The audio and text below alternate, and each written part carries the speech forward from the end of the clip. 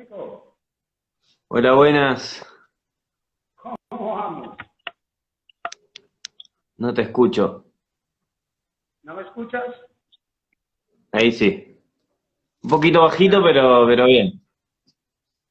Bueno, está ¿Vos me desesperado. escuchás Vamos a bien? cambiar. ¿Me escuchas? Bueno, ¿escuchas mejor? Ahora te escucho mejor. Perfecto, Nico. Mucho gusto. Bueno, muchas gracias. ¿Cómo estás? Muy bien, muy bien. Siento mucho porque a lo mejor se me oye rara la voz. Tengo acá un tratamiento que me estoy haciendo, pero de resto todo perfecto. Ah, bueno, no, yo te escucho perfecto, se te siente bien. Bien, ¿Cómo hombre. está el tema de la pandemia ahí en Colombia? Pues bastante preocupante la verdad, porque sabes que América Latina pues estamos tarde comparado a lo que está pasando pues en Europa, ¿no? Y Ujú. tristemente no entiendo bien, no entendemos bien las medidas que está utilizando el gobierno actualmente para luchar contra la pandemia. Están abriendo todos los negocios el 21 de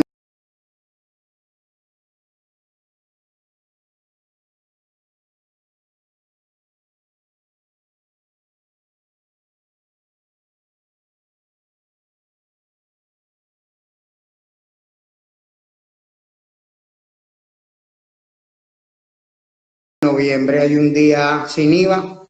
Entonces, impulsando a que la gente salga y los controles en los aeropuertos ya no son necesarios para entrar a Colombia. Entonces es bastante preocupante lo que viene. Hola, ¿Me escuchas? se te corta un poco. Ahora sí. Se corta un poco, la señal no es A muy ver. buena donde estoy, el norte de Colombia. Se te escucha bien cortado. Uy, uy, uy, se está cortando mucho. Lico, Sí, a hay ver. problemas, hay problemas de electricidad, hay problemas de electricidad. Bueno, ahora te escucho bien. Bueno, pues quedémonos afuera entonces. Bien. Bueno, Jorge, muchas gracias por estar acá. Bueno, ahí dicen que te escuchan bien, así que perfecto. Lo importante es que te escuchen bien a ti. Gracias por estar acá. Te voy a presentar eh, Jorge Lara Restrepo, especialista en televisión, administración de empresas, políglota, multicultural. Lleva más de 10 años acercándose a los hijos de los fundadores del cartel de Medellín, responsable del asesinato de su padre, el exministro de Justicia, Rodrigo Lara Bonilla. Esto que tú me mandaste lo voy a leer así porque me parece re interesante. Dice, este acercamiento se ha realizado igualmente con otros actores de la violencia que vive Colombia, con el objetivo de hablar de paz, perdón y reconciliación. Estos encuentros se han compartido con estudiantes, profesores, marginados, integrantes de bandas criminales, entre otros. Bueno, y muchas cosas más. te, te agradezco por estar acá en este ciclo de vivos lo que llamamos la lógica del encuentro. Te cuento que este vivo va a quedar grabado y después lo vamos a subir a nuestro canal de YouTube, así que ahí te lo compartiré cuando esté subido. Jorge, muchas gracias por estar a este vivo que denominamos Paz y Perdón en Colombia. Gracias a ustedes por la invitación ante todo y se me hace que es muy importante empezar a agrandar el diálogo entre los países latinoamericanos porque tristemente tenemos muchas problemáticas en común y pienso que la solución la podemos encontrar hablando, poniendo debate sobre la mesa, viendo a ver exactamente en qué nos podemos colaborar como países y creo que compartir este tipo de historias puede terminar aportando algo positivo. Entonces, no, yo ante todo muchas gracias, Nico, por la invitación y pues recibirme en las casas de tus compatriotas. Bien. Eh, si la gente te escucha, perfecto. Yo la verdad que como que te escucho un poco cortado, pero bueno, si la gente te escucha bien. Eh, Jorge, ¿por qué crees que te pedimos para que vos estés acá conversando con nosotros hoy? Contale a la gente porque no solo hay gente de Uruguay, hay gente de Chile, de Argentina, que también siempre se conecta a ver estos vivos. Así que, por qué vos? Por qué te invitamos a vos? No sé, no, la verdad te digo, no, yo estoy súper honrado, pero pienso que a lo mejor es para contar una historia que se ha venido contando mucho últimamente en series de televisión. Más que eso es una historia que tiene que ver con la realidad actual que está viviendo pues el país y el continente y el planeta, ¿no? Sobre todo la problemática del narcotráfico. Mira que es algo raro, Nico, porque pues yo nací en una familia donde tuve que salir después en exilio tras el asesinato de mi padre y todo el tema, pero es un tema que siempre me ha perseguido. Entonces hoy en día me llaman de bastantes lugares, hace parte de mi trabajo ir a hacer conferencias en cárceles, universidades, ministerios, empresas, barrios, para comentar justamente la importancia que es poner el diálogo de la paz, el diálogo de un perdón real, pero obviamente también viendo cuáles son las problemáticas que hay hoy en día. Entonces, supongo que me llamaron para hablar es por eso, ¿no? Hablar de todo este tema.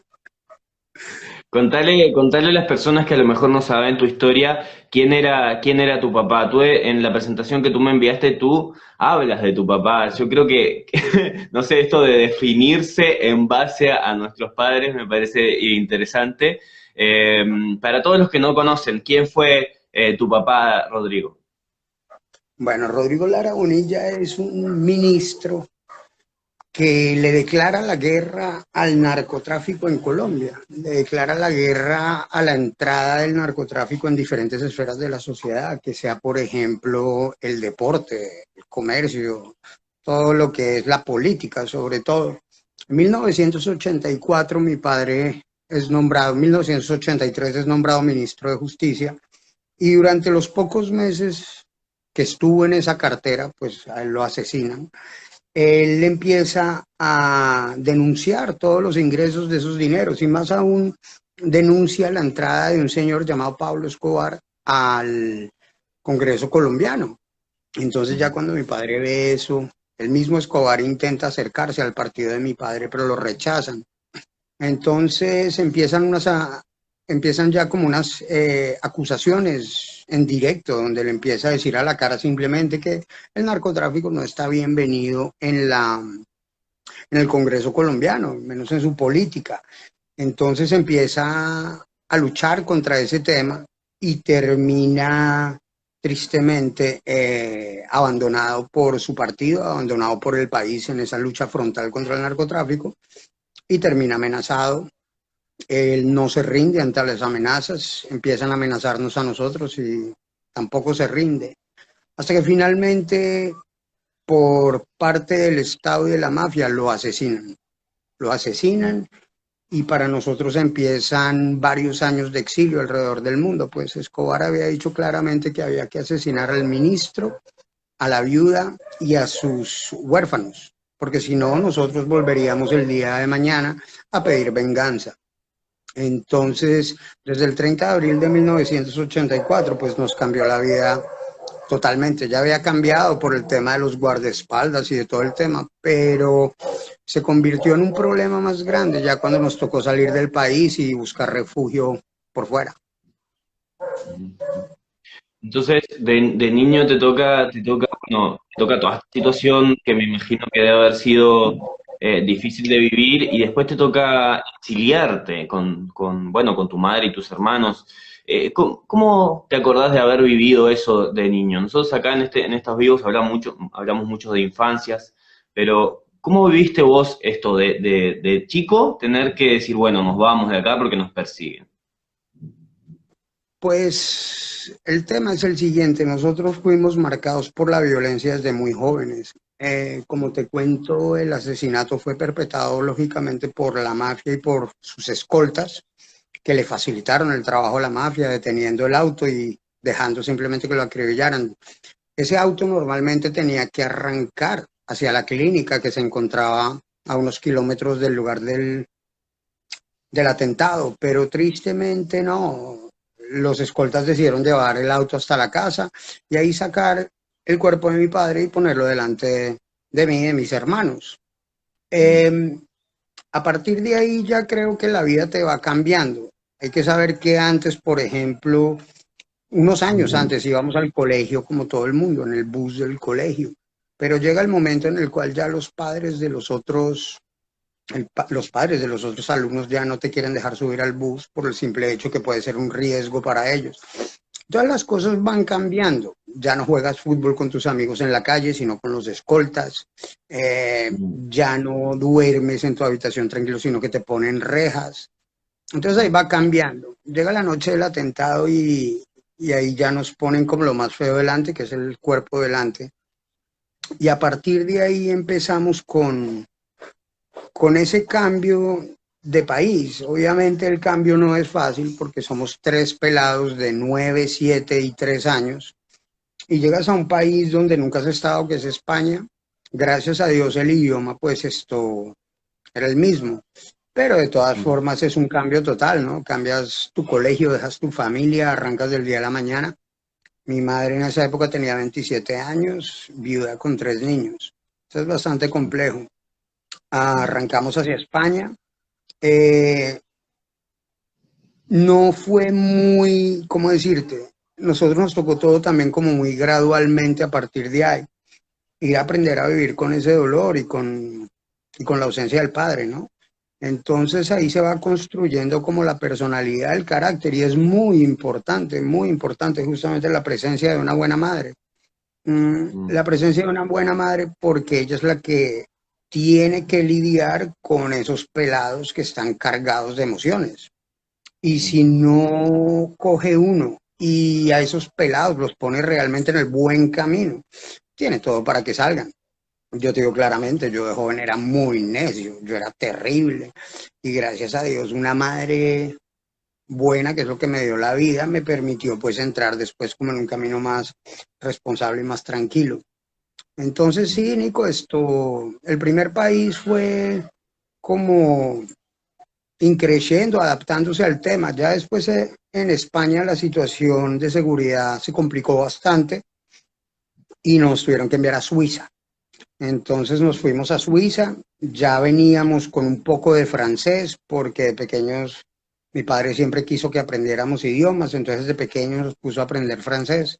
Y en Suiza pues hablan 3 idiomas, el francés, el alemán, el italiano y romanche. Entonces el francés nos ayudó como a instalarnos allá.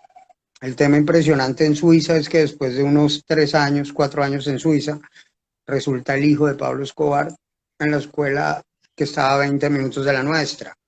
Entonces es bastante impresionante cómo la vida hace que estás huyendo de un país por la violencia que un señor de una familia te hizo la tuya y que 4 o 5 años después termines en el mismo lugar con sus hijos que también están huyendo, ¿no? Es como que la vida da vueltas, la vida da vueltas.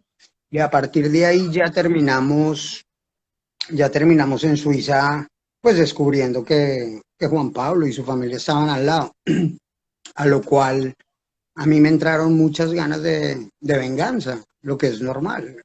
A los 12 años te quieres vengar, te sientes totalmente imparable e invencible. Entonces, preparé un día pensando en que la solución era la venganza carne por carne, ojo por ojo también. Entonces decidí preparar el asesinato de Juan Pablo, ¿no? Una persona por la que daban 5 millones de dólares muerto. Pues yo lo tenía ahí a la mano.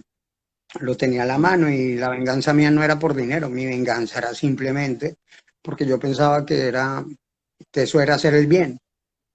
Gracias a Dios no se dio esa situación, gracias a Dios no se dio, muy cerca de que ocurriera, no se dio, y eso permitió que la vida me diera una enseñanza unos años después, cuando ya asesinan a Pablo Escobar y en esas yo quiero festejar esa muerte, y mi propia madre es la que me dice que no hay que festejar ninguna muerte de nadie, que nosotros no fuimos educados para eso y de ese modo.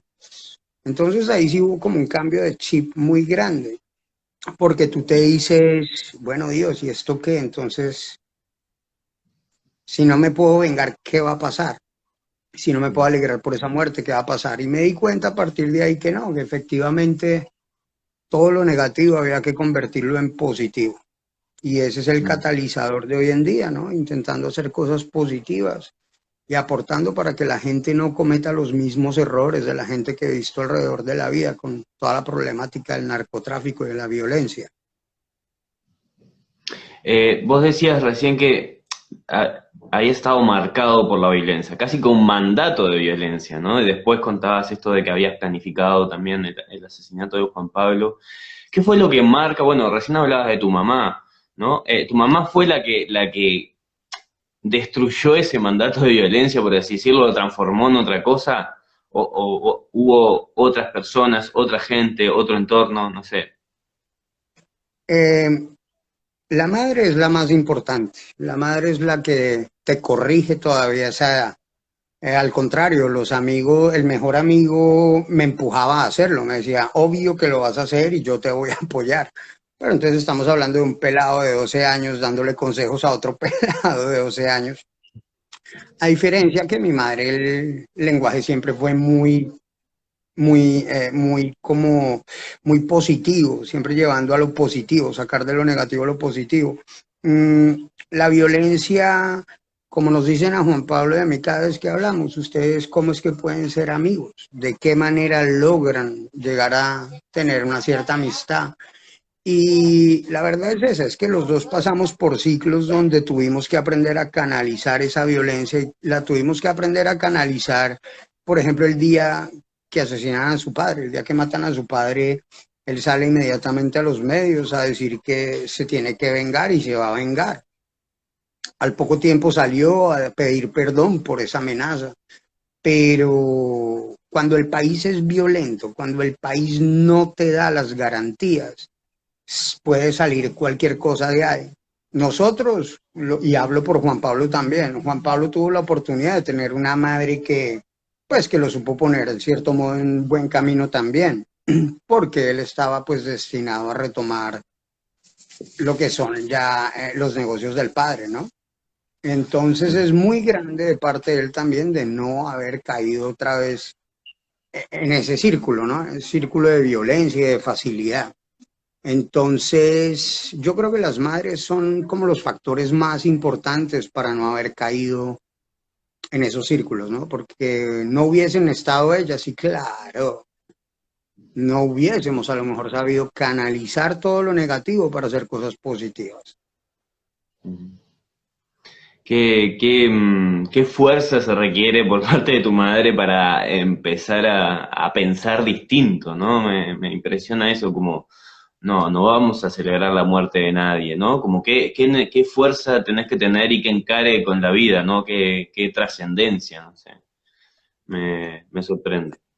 Es una luchadora, es una luchadora y pues nada, todos cometemos errores en la vida, todos, todos, todos. Lo importante es arrepentirse, intentar mejorar las cosas, ¿no? Salir como de todo lo negativo que pudiste hacer, pensar un momento, poder salir como una persona más crecida. Seguimos aprendiendo hasta que nos morimos, entonces más vale que lo más pronto posible salgamos de esa fase escuela para entrar en esa fase entrego lo que aprendí, ¿no? Ujú. ¿Cómo fue el encuentro entonces con Juan Pablo después de, bueno, superado esta etapa de ya no voy a vengar a mi padre? ¿Cómo fue el encuentro y cómo fue el proceso para decir, vamos a superar nuestras diferencias, vamos a generar acá una amistad? Bueno, yo estaba viviendo en ese momento en Europa, que fue el último lugar donde estuve pues radicado ya en exilio. Y desde París, en París me contactó un director de cine argentino que se llama Nicolás Entel. Nicolás Entel estaba preparando un documental muy bueno que recomiendo a todo el mundo, que se llama Los pecados de mi padre. Ese está en YouTube ya abierto. Los pecados de mi padre es un documental que le estaban pidiendo a Nico y el documental a la base tenía que ser el típico documental sobre Pablo Escobar, su crecimiento y toda la cosa, pero Nicolás decidió hacer un documental sobre el encuentro de los hijos de las víctimas con los hijos de Pablo. Y nada, entonces me llamó Nicolás, me pidió si quería aparecer en el documental.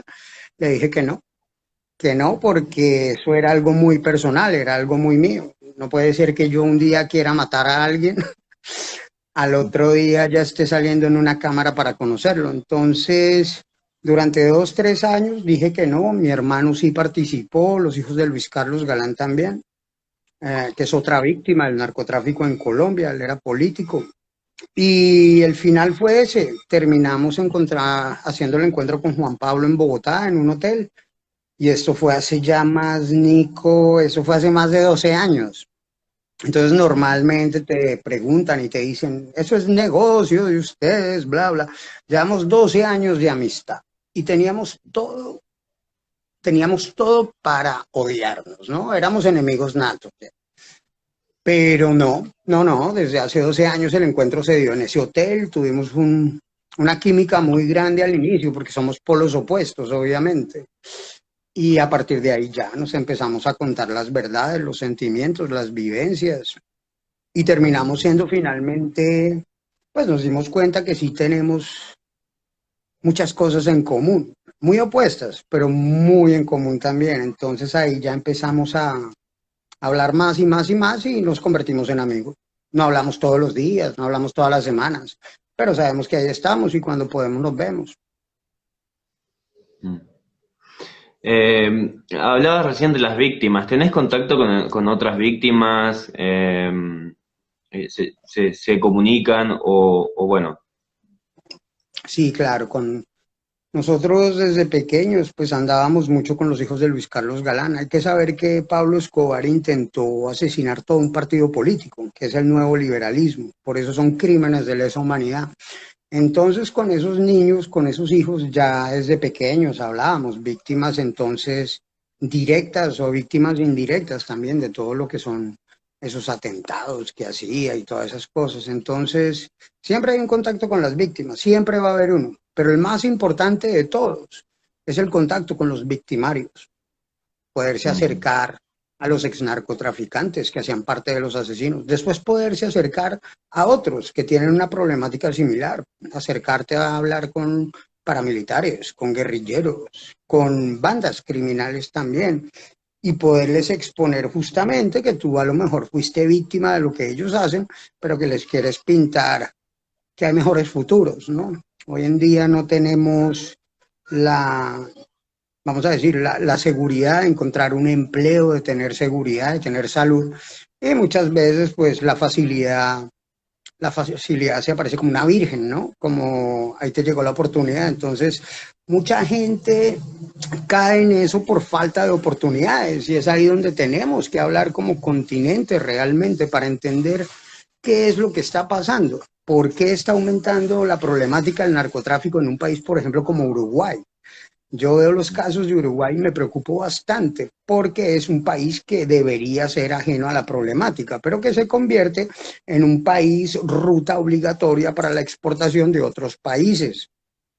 Ujú. ¿Eso conlleva qué? Eso conlleva a corrupción, soborno, desplazamiento moderno, esclavitud moderna, muchas veces asesinato. Si tú le das vuelta a esos 5 problemas, te das cuenta que la misma matriz se llama narcotráfico. Entonces es el momento donde hay que empezar a hablar realmente sobre estos problemas que está dejando este flagelo. Mi padre lo denunció hace 40 años, vino la famosa guerra contra el narcotráfico, nunca pasó nada. Estamos en un momento en el cual todo va de mal en peor. No sé si a ustedes les llegó la información en Uruguay, pero el embajador de Colombia en Uruguay, de apellido San Clemente, terminó teniendo laboratorios de cocaína en Bogotá. Sí, ¿Qué sí, es sí. eso? No, y lo descubrieron y volvió otra vez a Uruguay y ahí se sentó un buen rato. Entonces, yo creo realmente que los estados, los gobiernos tienen que empezar a limpiar desde dentro, ¿no? Porque esa corrupción se te va metiendo a las Fuerzas Armadas, a la policía, y cuando menos te das cuenta tienes embajadores con fincas. Grave. Recién hablabas de otros países. ¿Has tenido oportunidad de poder conversar con gente de otros países sobre esta problemática? Gracias a Dios, sí, gracias a Dios, sabes, Nico, me han venido invitando de mucha parte.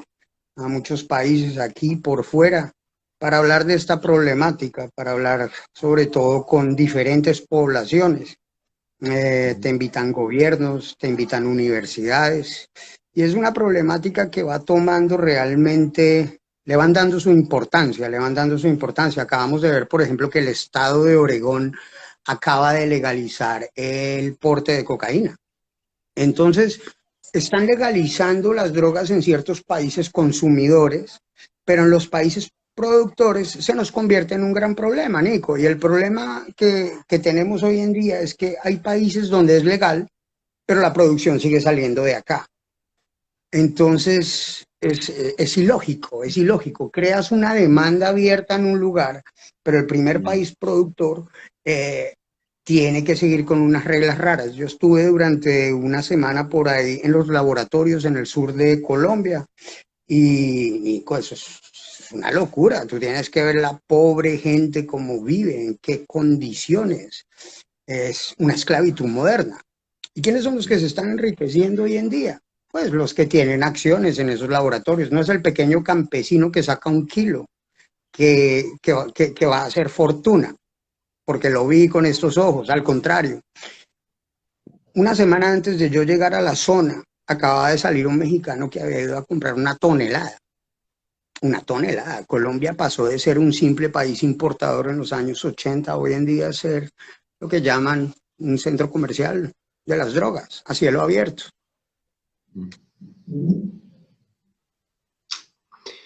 Y me imagino que también cuando te acercas a la población y vas a hablar sobre esto, también hay como mucho imaginario que surge, bueno, de estas famosas series que hay en la vuelta. Eh, ¿Cómo haces como para desmitificar este mito como del narco millonario? Pues mira, yo cada vez que entro a zona o a donde vaya, yo voy siempre con mi identidad, yo no la cambio, pero yo nunca digo nada porque puede ser muy perjudicial, ¿no? Te conviertes en alguien secuestrable, te pueden poner problema. Entonces yo simple voy, entro e intento pues hablar de las problemáticas, pero sin ponerle un estatus a lo que uno es, porque a veces el apellido es nefasto. El apellido no te va a aportar nada más que problemas, sobre todo en esas zonas. Entonces, cuando tú llegas y tienes que hablar con la gente y comentarles del tema de las series, eso me toca más hacerlo en una conferencia donde ya saben quién es el que está hablando y por qué tengo la potestad de hablar del tema. A diferencia de cuando te toca irte ya a un barrio a hablar con bandas criminales. Y ahí tienes que ver, es bueno, diablos, ¿cómo hago para entrar sin que sepan que soy yo, pero para calmar la situación? Entonces tú tienes siempre que tener la tranquilidad de que todo va a ir bien, de que todo va a ir bien. Mira, coger el mito de las narconovelas, eso es una irresponsabilidad por parte de los canales productores. A mí se me hace terrible que en Colombia, se me hace terrible que en Colombia estén pasando series que tengan que ver con el capo y que el no sé qué, el no sé cuánto. Más triste aún es ver niños que tienen, por ejemplo, unos 8 años gritando en la mitad de la calle: yo soy el sicario y yo te mato. Yo soy el sicario y yo te mato, niño de 8 años. Hoy en día los padres tienen que trabajar 2 veces más, padre y madre. Hay una problemática en ocuparse de los niños que quedan muchas veces solos durante mucho tiempo. ¿Y qué más hacer si la programación de la televisión es culpable para meterle pendejadas en la cabeza a los chinos? Esas narcoseries además tienen el problema que te van a, te van a idolatrar al personaje central hasta un punto donde ya empieza a ir en decadencia, pero tú ya entras en la serie idolatrando al hombre. Entonces automáticamente eso le da un cierto cariño, una credibilidad. Mucha gente que dice Escobar era un Robin Hood, no era un Robin Hood. Se aprovechaba de las cosas para después poder llegar a sus fines. Pero son muy nefastas, Nico. ¿Te ha tocado conversar con adolescentes y con jóvenes que aspiran a esta vida? Muchos, eso es como la mayor parte de la clientela, digamos. Es con la mayor parte de la gente que yo me siento. Me siento con niños que ya están al borde del no retorno. El no retorno es gente que ya está muy cerca de las armas, que ya el día de mañana le toca matar, matan. Niños de 12, 13 años que ya están metidos en esa película. Me gusta hablar con ellos cuando tienen esa edad porque uno les puede decir claramente, pues, cuál es la realidad del tema, ¿no? A mí cuando me dice un niño que quiere ser el capo de los capos, lo siento al lado y le digo, ven y te cuento una historia. Te voy a contar la historia de Juan Pablo, te voy a contar mi historia. Y ahí les va cambiando un poco el chip porque se dan cuenta claramente que no hay tanto futuro, ¿no? El que quiere ser Escobar es una persona a la que no le han contado la historia como es. Hay que saber que a Escobar lo asesinan a los 41 años, a mi padre a los 37. Eh, ¿Por qué? Porque mi padre quería quería una nación sana y del otro lado otro quería pues enriquecerse rápido. ¿Cuánto tiempo aprovechó? No aprovechó nada. Resultado, la familia hoy en día se lo pasa corriendo de lado a lado. No es normal. Esos pelados es importante verlos desde jóvenes y cuando ya están en los centros de retención para adolescentes, hay que irlos a ver también allá, porque no se ha perdido la oportunidad de decirle a un pelado, venga, que usted puede cambiar su futuro. Necesitamos darles más apoyo, necesitamos pelear por una mejor reinserción, porque el problema es que los meten en centros y en esos centros salen peor porque es una mezcolanza de delincuencia y muchas veces ahí es donde aprenden más. Entonces es importante meterle a la reinserción de los pelados hoy en día. El sistema penitenciario no ayuda a nada. El sistema Eh, penitenciario en América Latina está colapsado. Tienes una sobrepoblación increíble, tienes unos derechos que son totalmente olvidados y violados, como el derecho a la salud, como el derecho igualmente a la seguridad. No es normal que estés pagando tu pena y tengas que dormir en el suelo o pagarle a un monstruo para que no te mate. He estado en varios penales del continente y todos tienen la misma problemática. Todos tienen la misma problemática, es pagar pena, pero no reinsertar como se debe, ¿no? y el sistema educativo tampoco es que ayude mucho. El problema del sistema educativo también es que es un sistema muy separatorio desde sus inicios, separatorio en el sentido, si tú tienes dinero para enviar a tu hijo a una escuela privada donde sabes que se van a ocupar, lo envías. Si no tienes, te toca enviarlo a otro sistema. Entonces ya partiendo de ahí, no está la igualdad de oportunidades. La igualdad de oportunidades es poderle decir a un niño el día de mañana, se puede ser lo que quiera el día de mañana, pero es muy fácil decir que es pobre el que es pobre porque es vago, sin saber la realidad de lo que es vivir en una región perdida de este país. En una región perdida de este país, que llaman ya los caseríos, hay veces que la escuela se convirtió en una base ya militar. Hay veces que salud no hay. Hay veces que ves a tus padres muriéndose de hambre. Y cuando de repente aparece un tipo y te dice, joven, usted no quiere plata y comprarse una moto como la mía, ¿y qué hay que hacer? Obvio, te vas tú también al monte a hacer lo que tengas que hacer. Entonces no es una cuestión de que reclutaron a jóvenes, no. Es una cuestión que la mayoría de las veces se aprovecharon de la vulnerabilidad de unos jóvenes para pintarles un mejor futuro que no es. Entonces, obviamente, si tú no le das a tus conciudadanos las tres bases que son la educación, la seguridad y la salud, pues van a ir a buscar por dónde salir adelante. Sí. Te quería preguntar todo esto que me estás contando y tu amistad con Juan Pablo también. Bueno, cualquiera que te siga en Instagram, digamos, puede ver que eres un gran activista de la paz en Colombia. ¿Cómo se vincula esta historia que me estás contando con el proceso actual que está viviendo Colombia, o que, bueno, viene viviendo hace un tiempo en realidad, ¿no? Sí, ¿Cómo? ¿Cómo se vincula tu historia con el proceso de paz y el acuerdo de paz en Colombia? Mira, el proceso de paz en Colombia, cuando lo firman, nosotros ya veníamos con el tema de la paz desde antes. Nosotros empezamos a hablar de paz desde el 2007. En esa época ya teníamos pues idea de que la paz era el camino para salir adelante de Colombia, ¿no? Porque Colombia no tiene, pero un momento, Colombia no tiene otra salida que la paz. La guerra la llevamos desde hace tantos años y los resultados no están los resultados. Entonces una paz que tiene 4 añitos, que está recién firmada, si no le vamos a dar chance, pues ¿para qué, no? Una guerra siempre es imperfecta, pero la paz se construye. Nosotros hemos venido hablando de paz desde hace más años que el proceso de paz y seguimos en el mismo cuento. A nosotros no nos paga el Estado, no nos paga el gobierno, no tenemos contratos de por medio con organizaciones, ONGs o nada de eso. A nosotros nos llaman, nos invitan a ir a hablar alrededor del mundo y lo hacemos con todo gusto.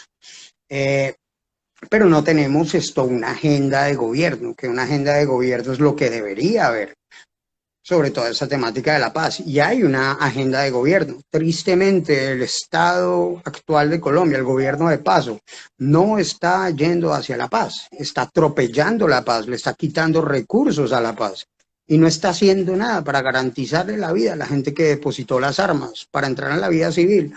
Entonces es muy grave lo que está pasando en Colombia. ¿Por qué razón? Porque nuestra problemática del narcotráfico va a terminar destiniendo en todos los países del continente como ya lo ha hecho.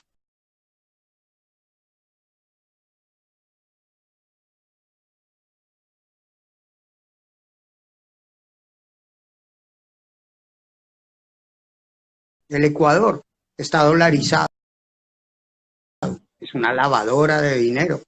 Colombia,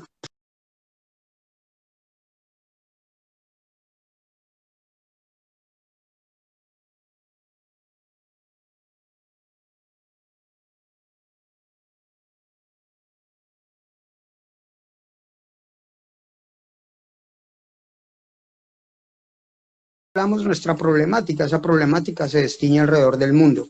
Si te fijas, por ejemplo,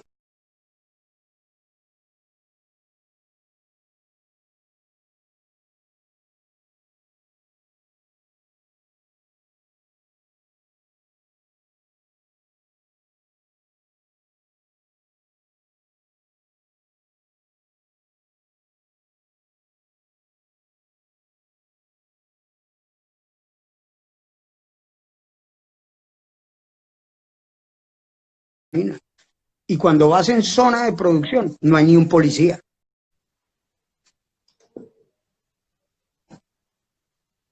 Claro,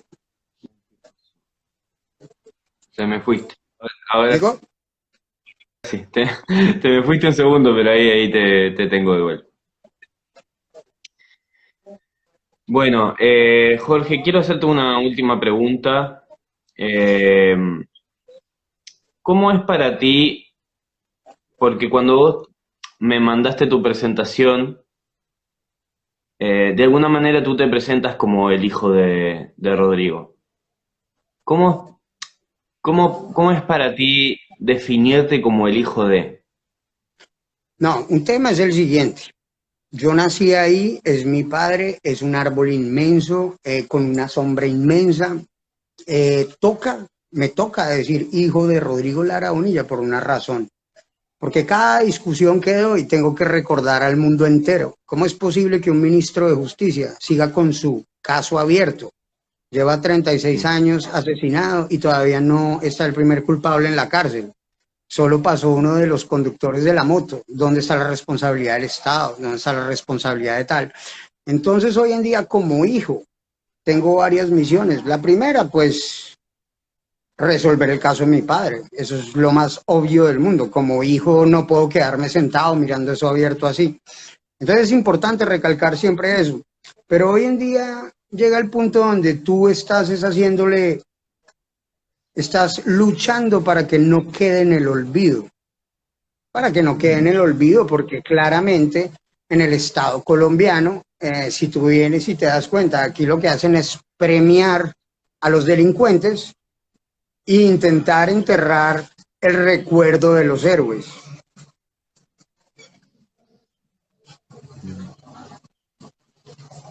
Sí. Bueno, Jorge, te agradezco un montón. Ojalá puedas venir a Uruguay en algún momento. Definitivamente acá no va a quedar en el olvido. Vamos a subir este vivo. Te agradezco muchísimo. Nico, muchas gracias a ti, gracias por el espacio y yo sé que pronto nos veremos por allá en Uruguay, eso es claro, eso está pendiente, pero pronto nos vemos por ahí. Te necesitamos. Lo necesitamos. Te agradezco mucho. Un abrazo. Abrazo.